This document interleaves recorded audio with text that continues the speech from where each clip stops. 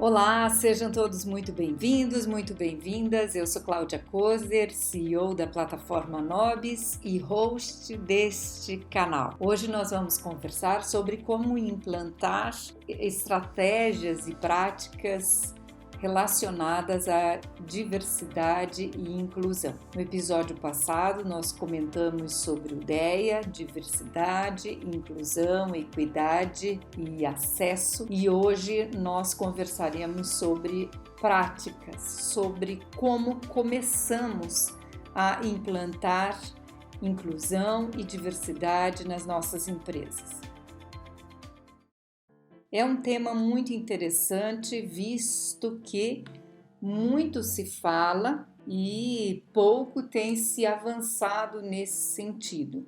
Não são dados qualitativos, estamos falando de números e nossas empresas no Brasil e fora do Brasil contam sobre o quanto nossos discursos têm sido distanciados da prática e da realidade. Vamos lá então conversar sobre essas estratégias, sobre como que nós começamos a implantar uma estratégia de diversidade da nossa força de trabalho. Então vamos trabalhar nos próximos episódios e nesse em especial com os elementos de recrutamento.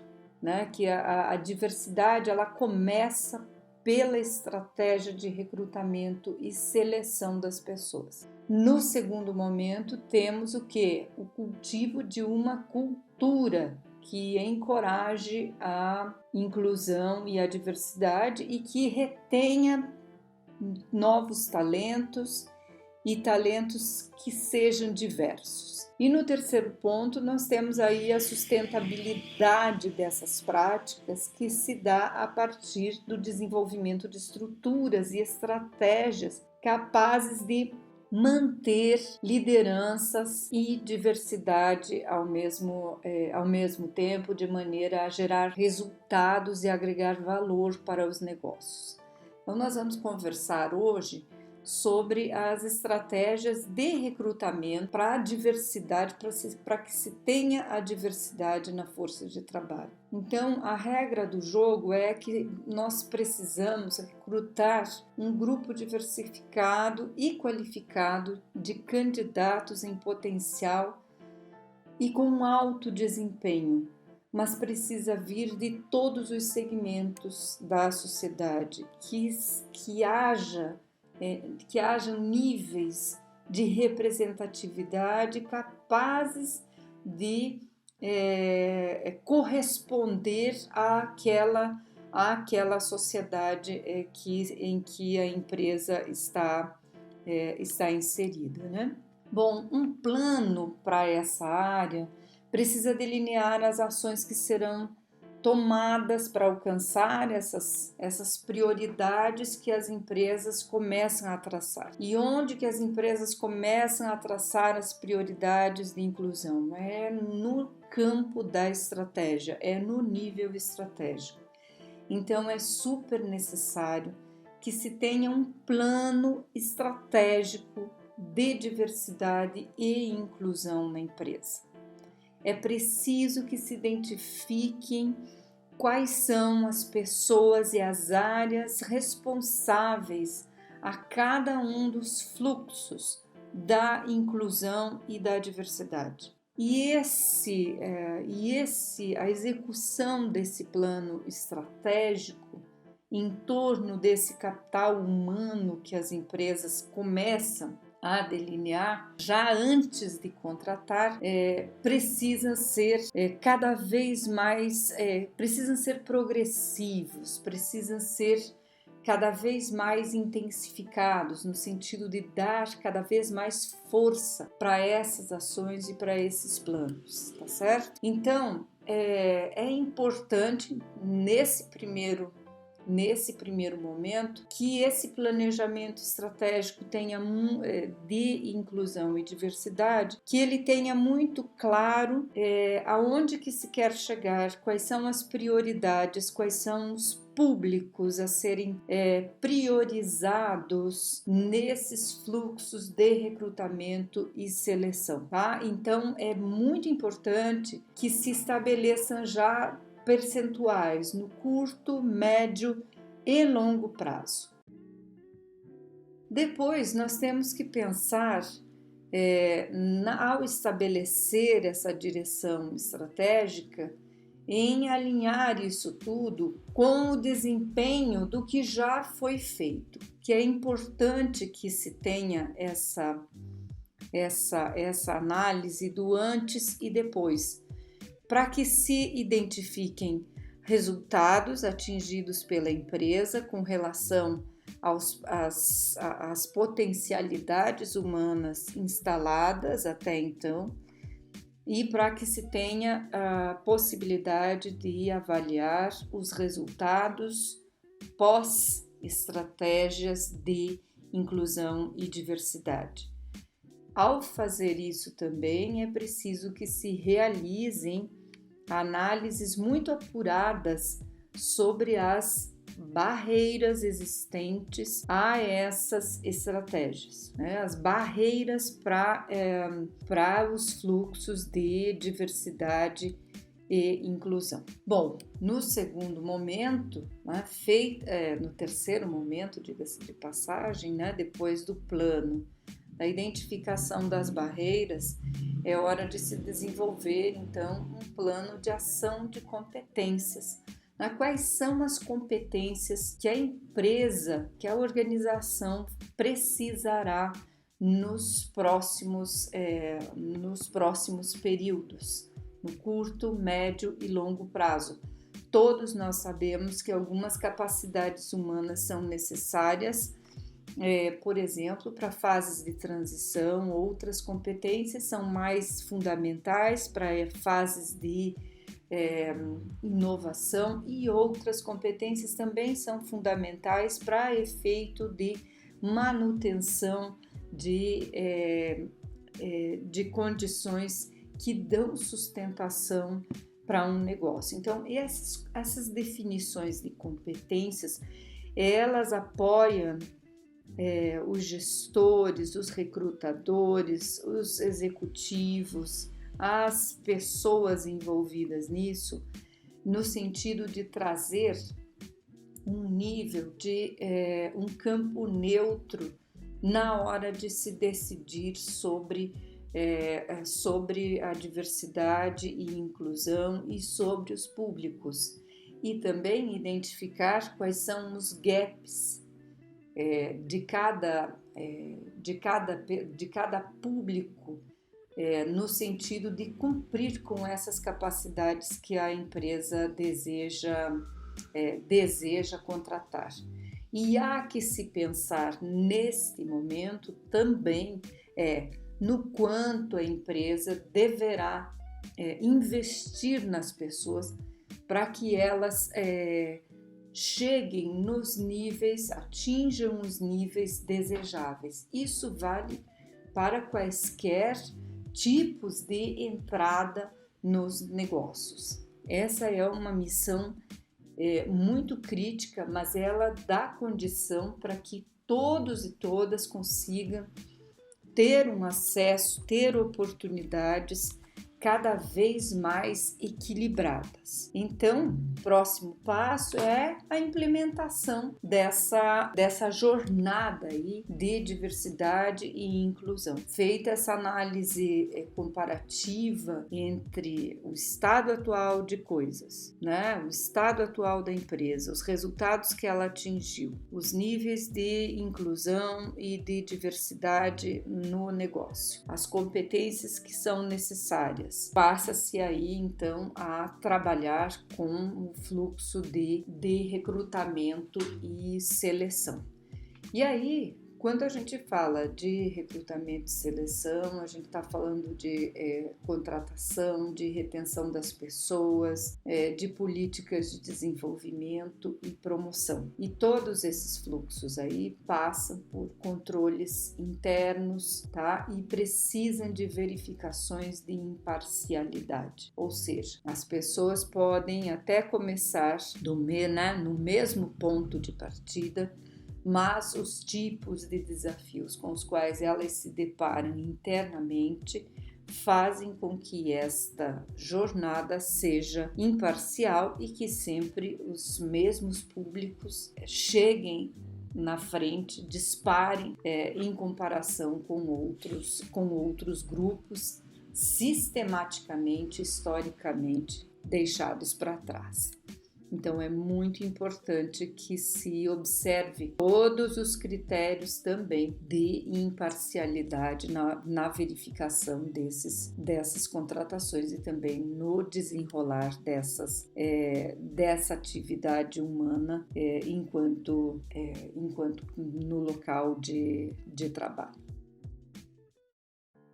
Muito bem, vamos falar sobre o design e a implementação do recrutamento estratégico. Num primeiro momento, a gente precisa considerar ações fundamentais, que é a coleta e análise dos fluxos de análise dos candidatos, as estratégias de divulgação e recrutamento, elas precisam maximizar a capacidade de recrutamento num amplo e diversificado espectro de candidatos com potencial, considerando aí a variedade de regiões geográficas, fontes acadêmicas, raça, gênero, religião, etnia, pessoas com deficiência, todos esses, quanto mais a empresa considerar diferentes fontes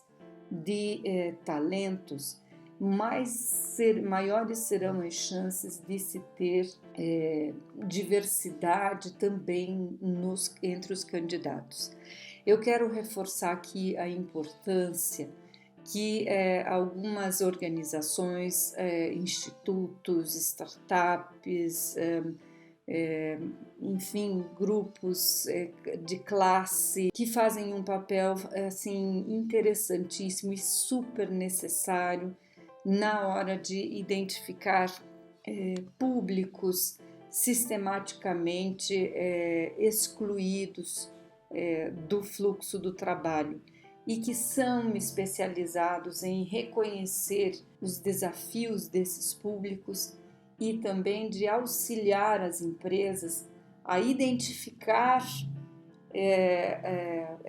as pessoas que têm mais sintonia com as competências que as empresas desejam, bem como de auxiliar as empresas a fazerem uma contratação que seja integral, ou seja, não se trata só da contratação em si, mas há todo um fluxo de respeito, de relacionamento entre as pessoas na empresa que vão fazer com que esse recrutamento e essa seleção tenham sucesso e perdurem no negócio com pessoas talentosas e diversas permanecendo nos negócios, né? E aí então você tem que permitir, né, que de repente os lugares que você sempre utiliza para contratar vão sempre trazer os mesmos tipos de público. Então, se você deseja um profissional com uma qualificação técnica numa determinada área, buscar única e exclusivamente numa universidade e não em outras de outros bairros, com outros públicos, você vai ter sempre os mesmos resultados. E aí é sempre aquela velha história. Nós lançamos, abrimos espaço, mas não tem, as pessoas não vêm. É que elas não, às vezes, não ficam sabendo não se identificam com o negócio, não percebem que é um lugar importante de se estar, né? Que é um lugar respeitoso, porque os públicos eles observam as empresas e as estratégias de gestão de pessoas que elas empreendem, e isso faz com que elas também se afastem. Essa comunicação precisa ficar muito objetiva para todos esses públicos, tá?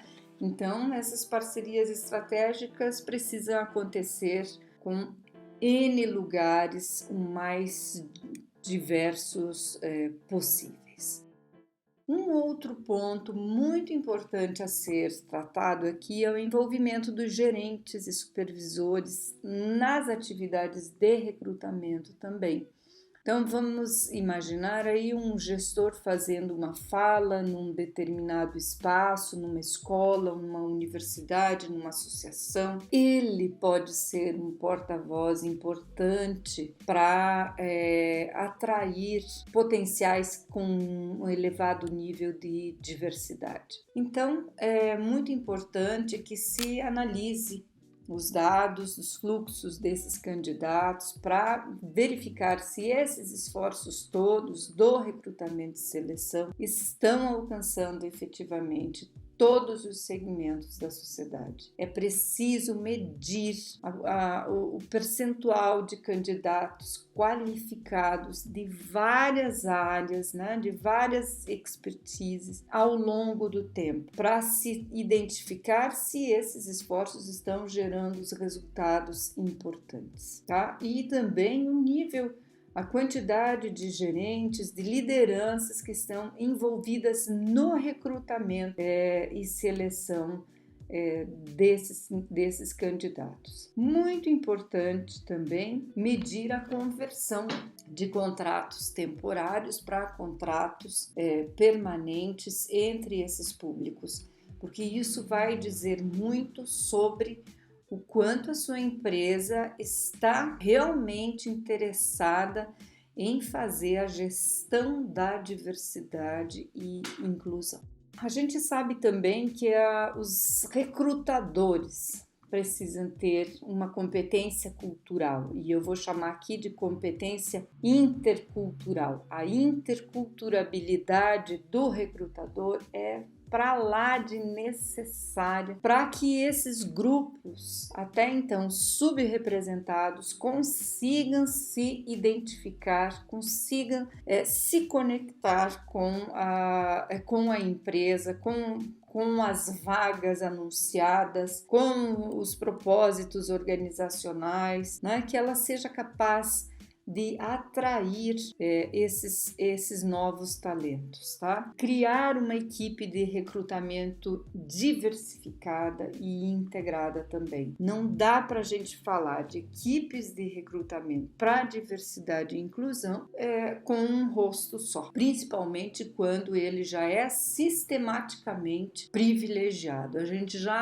já tem ideia de onde essas identidades vão levar, né? Vão levar ao mais do mesmo, né? Que a gente já conhece. Então, presta muita atenção na equipe de recrutamento e seleção, se ela é realmente diversa e está realmente disposta a gerar a inclusão na empresa. Uma sugestão, uma dica bem importante que me parece fazer sentido para as empresas, principalmente quando elas dizem que têm dificuldades para contratar, para fazer inclusão e diversidade por conta que não conseguem encontrar as pessoas ou, enfim, não estão conseguindo atingir os públicos que elas desejam. Seria muito interessante que as empresas fizessem um cadastro compartilhado de candidatos, principalmente compartilhando aí essas competências, esses públicos e fazendo com que o acesso ao trabalho seja cada vez mais facilitado e as oportunidades aconteçam de maneira cada vez mais justa, com muita dignidade para esses grupos sociais que até então têm sido sistematicamente excluídos das oportunidades. Então, nós sabemos que o resultado disso, já de cara, quando conversarmos com equipes que recrutam e selecionam, quando definirmos estratégias de diversidade e inclusão, que a gente tenha muita clareza de que é necessário que se explorem, que sejam explorados os potenciais humanos. Todos têm potencial, todos têm condições de contribuir de maneira intensa e diversa e muito rica para os negócios. Algumas pesquisas têm já confirmado que a diversidade e inclusão impulsiona a inovação e a criatividade. Então, equipes diversas são melhores na resolução de problemas, elas são muito superiores quando o assunto é análise crítica de problemas, a busca por soluções. Sempre há um nível muito maior de novas perspectivas, principalmente quando há flexibilidade, adaptação, para que as pessoas trabalhem umas com as outras nessa perspectiva diversa e inclusiva. Além da inovação e criatividade, há também incrementos de produtividade, nos níveis de produtividade dos negócios.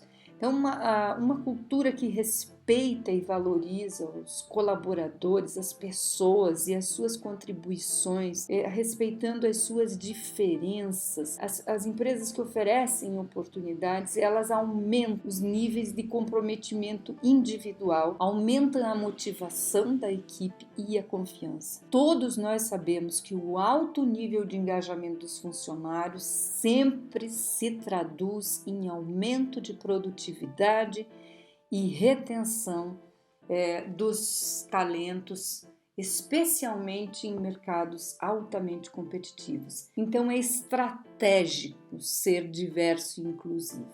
E o recrutamento e seleção é o primeiro e mais importante passo desse movimento.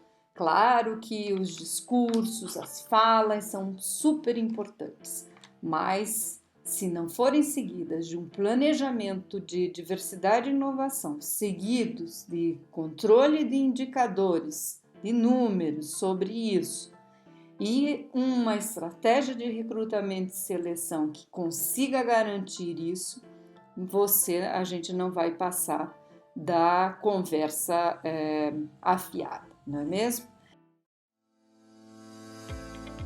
No próximo episódio, nós trabalharemos com a manutenção, a retenção desses talentos, o desenvolvimento de uma cultura capaz de produzir valor pela diversidade. E isso é super possível. E é por isso que eu aguardo você no próximo episódio. Um grande abraço e muita diversidade e inclusão para todos.